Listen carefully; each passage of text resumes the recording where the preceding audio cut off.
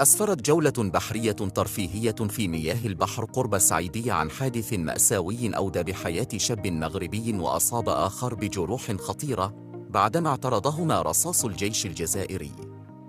وقعت الواقعة في مساء يوم الأربعاء الموافق 30 أغسطس 2023، وتسببت في صدمة كبيرة للمجتمع المحلي والمشتركين في هذه الجولة البحرية.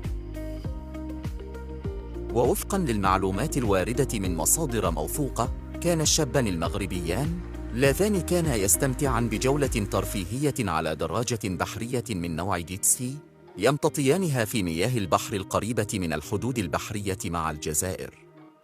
وفي هذه اللحظة الهادئة من الرحلة لم يتوقعا أن تأخذ الأمور منعطفاً مأساوياً.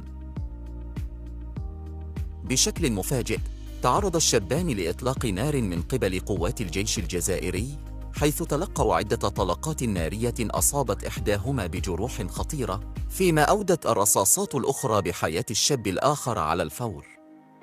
وفور وقوع الحادث تم استدعاء قوات الدرك الملكي والعناصر الأمنية في السعيدية للتعامل مع الحادث والبحث عن شابين أخريين في عداد المفقودين.